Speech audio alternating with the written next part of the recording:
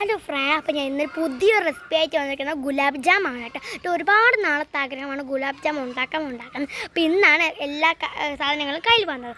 അതിനാവശ്യമായിട്ടുള്ള നമ്മുടെ main item bread, പിന്നെ പച്ചപ്പാല്, പിന്നെ നമ്മളെ പഞ്ചസാര, പിന്നെ വെള്ളം വേണം, എണ്ണ വേണം, ഒരുപാട് സാധനങ്ങൾ കയ്യിൽ വന്നത്. പിന്നെ ഉണ്ടാക്കാമെന്ന് വിചാരിച്ചു.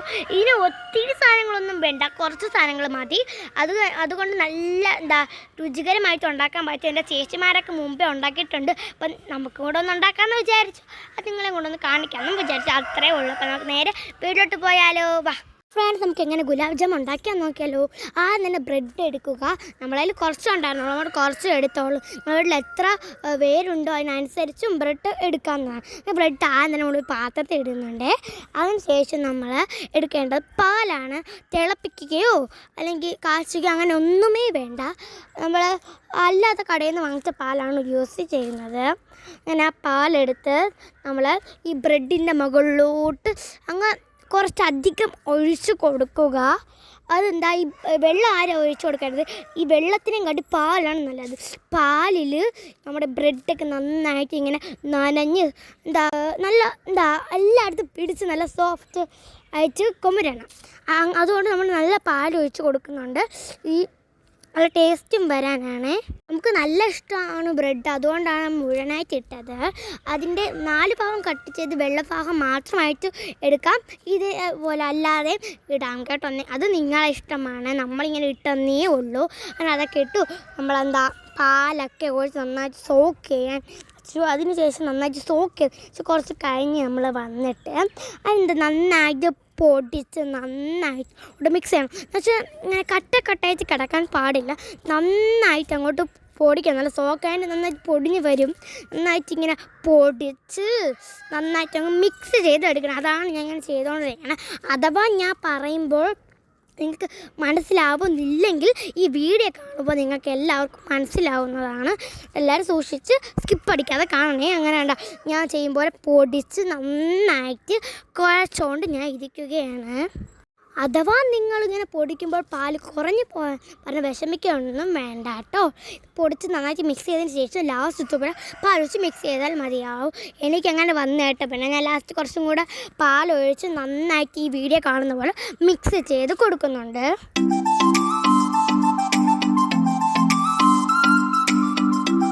വെച്ച് ഞാൻ പിന്നീട് പാൽ ഒഴിച്ച് നന്നായിട്ട് മിക്സ് ചെയ്തപ്പോൾ അത് കുറച്ച് അങ്ങോട്ട് നന്നായിട്ട് മിക്സായി പോയിട്ടുണ്ടായിരുന്നു.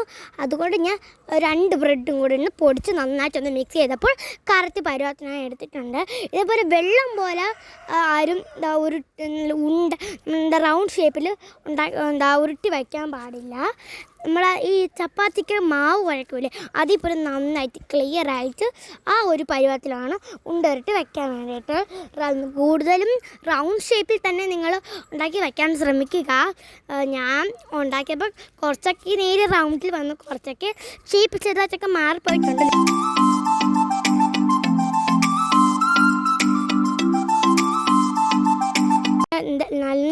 എല്ലാം കുറച്ചായിട്ട് ഇങ്ങനെ കുറച്ചധികം സമയമെടുത്ത് റൗണ്ട് ഷേപ്പാക്കി വയ്ക്കുന്നുണ്ട്. നമ്മൾ റൗണ്ട് ഷേപ്പിലായിട്ട് ഉരുട്ടി വച്ചിട്ടുണ്ട്. അതിനുശേഷം നമ്മളതിന് എണ്ണയിട്ട് പൊരിച്ചെടുക്കണം. അതിന് വേണ്ടി അടി നല്ല കട്ടിയുള്ളൊരു പാത്രമാണ് നിങ്ങൾ എടുക്കാതെ നിങ്ങൾ ശ്രദ്ധിക്കണം. നമ്മളതിൽ അപ്പച്ചട്ടിയാണ് ഉണ്ടായിരുന്നത്. അങ്ങനെ നമ്മൾ അതെടുത്തു. അതിന് നമ്മൾ സൺഫ്ലവർ ഓയിലാണ് ഒഴിച്ചു കൊടുത്തത്. നിങ്ങൾക്ക് വെളിച്ചെണ്ണയായാലും ഒഴിക്കാം. സൺഫ്ലവർ ഓയിലൊക്കെ ഒഴിച്ച് അത് നന്നായിട്ട് വെട്ടി തിളച്ചിട്ട് നിങ്ങൾ ഇടാൻ പാടുള്ളൂ. അഥവാ അത് നല്ല വൃത്തി തിളച്ചില്ലെങ്കിൽ ഇടുമ്പോൾ തന്നെ അത് പൊടിഞ്ഞു പോകാൻ സാധ്യതയുണ്ട്. നന്നായിട്ട് തിളച്ചതിന് ശേഷം മാത്രമേ നമ്മൾ ഈ ഉണ്ടകൾ ഇട്ട് കൊടുക്കാൻ പാടുള്ളൂ. നമ്മൾ 2-3 ഇടുമ്പോൾ ഇങ്ങനെ തട്ടി കൊടുക്കണം. അല്ലെങ്കിൽ എല്ലാം കൂടെ ഒരുമിച്ച് ഒട്ടിയിരിക്കാൻ സാധ്യതയുണ്ട് കേട്ടോ. അതൊക്കെ നോക്കി നമ്മൾ റെഡി ആക്കിയിട്ടുണ്ട്. അതിന് നമുക്ക് നമ്മുടെ പഞ്ചസാര വെച്ച് ലായനി ഉണ്ടാക്കാം. അങ്ങനെ ഒരു പാത്രം വെച്ചിട്ടുണ്ട്. അതിനകത്തോട്ട് നിങ്ങൾക്ക് എത്രമാത്രം പഞ്ചസാര ലായനി വേണോ അത്രയും എന്നുവെച്ചാൽ കുറച്ചധികം പഞ്ചസാര ഇടുക. നമ്മൾ എത്ര മാത്രം പഞ്ചസാര ഇട്ടോ അതിൽ ഒരു 1/4 ഭാഗം വെള്ളം മാത്രം ഒഴിച്ചാൽ മതിയാവും. എന്നിട്ട് നന്നായിട്ട് മിക്സ് ചെയ്യണം. മിക്സ് ചെയ്യാതിരുന്നാൽ ചിലപ്പോൾ ഒട്ടിപ്പിടിക്കാൻ സാധ്യത. അതുകൊണ്ട് നമ്മൾ നന്നായിട്ട് ഫ്ലെയിം കൂട്ടിയിട്ടും കുറച്ച് അങ്ങനെയൊക്കെ മാറ്റി ഇട്ടിട്ട് നമ്മൾ നന്നായിട്ട് മിക്സ് ചെയ്ത് കൊടുക്കുക. അങ്ങനെ കുറേ ഇട്ടാൽ നല്ല ബ്രൗൺ കളറായിട്ട് വരുന്നതാണ്. നമ്മളാണെങ്കിലോ കുറച്ചേ ഇട്ടിട്ടുള്ളൂ, അതുകൊണ്ടാണ് ഇങ്ങനെ വന്നത്. കാരണം പപ്പയച്ചമ്മയ്ക്കൊക്കെ ഷുഗർ ഉള്ളതുകൊണ്ടാണ് കേട്ടോ. പിന്നെ നിങ്ങൾ കാര്യം ശ്രദ്ധിച്ചു, നമ്മൾ പൊരിക്കാൻ നേരത്ത് നമ്മൾ റവയിൽ നിന്ന് മുക്കി ഇട്ടിട്ടുണ്ട്. നല്ലൊരു ക്രിസ്പിനെസ് കിട്ടാൻ വേണ്ടിയിട്ടാണ്. നിങ്ങൾക്ക് നന്നായിട്ട് ഗുലാബ് ജാമ് നന്നായിട്ട് ബ്രൗണിഷ് കളർ വേണമെങ്കിൽ ചേർക്കേണ്ട ആവശ്യമില്ല. അങ്ങനെ എല്ലാം നന്നായിട്ട് വെന്തൊക്കെ വന്നിട്ടുണ്ട്. അതിനകത്തേക്ക് നമ്മൾ ഷുഗർ സിറപ്പ് മാറ്റി വെച്ചതിനകത്തോട്ടും ഒന്നൊന്നായിട്ട് നമ്മൾ എടുത്ത് ഇട്ട് കൊടുക്കുന്നുണ്ടേ. അതിനകത്ത് 2-3 കുറച്ചധികം ഇട്ടതിന് ശേഷം നമ്മൾ ഒരു സ്പൂൺ വെച്ച് ലായനി കുറച്ചെടുത്ത് ഇതിൻ്റെയൊക്കെ മുകളിലോട്ട് കുറച്ചായിട്ട് ഒഴിച്ച് കൊടുക്കുന്നുണ്ട്.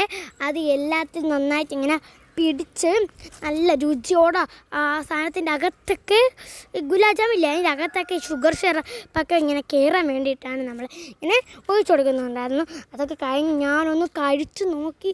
എൻ്റെ പൊന്നി നല്ല അടിപൊളിയായിരുന്നു. ഗുലാബ് ജാമുൻ കൊള്ളായിരുന്നു, നല്ല മധുരവും ഉണ്ടായിരുന്നു. അപ്പോൾ എല്ലാവരും ഒന്ന് ട്രൈ ചെയ്ത് നോക്കണം, ഉറപ്പായിട്ടും ട്രൈ ചെയ്ത് നോക്കണം. പറഞ്ഞില്ല, വെരി സിമ്പിളാണ് ഉണ്ടാക്കുക. കുറച്ച് ഇൻഗ്രീഡിയൻസ് മാത്രം മതിയാവും, കുറച്ച് സമയവും മതിയാവും. അപ്പോൾ എല്ലാവരും വൈകുന്നേരത്തെ ചായയുടെ സ്നാക്സായിട്ട് ഉണ്ടാക്കി നോക്കണം, അടിപൊളിയാണ്. പിന്നെ ഷുഗർ ഉള്ളവർക്ക് കുറച്ച് ഷുഗർ ഇട്ടാൽ മതിയാവും. അപ്പോൾ എല്ലാവരും ഉണ്ടാക്കി നോക്കണം. അപ്പോൾ എല്ലാവരും ലൈക്കും ഷെയർ സബ്സ്ക്രൈബ് കമൻറ്റ് മറക്കരുത്. അപ്പോൾ പുതിയ വീഡിയോയ്ക്ക് എല്ലാവരും ഞാൻ വീണ്ടും വരുന്നതായിരിക്കും. അപ്പോൾ എല്ലാവർക്കും bye bye, see you later മുത്തുമണി. Thank you for watching.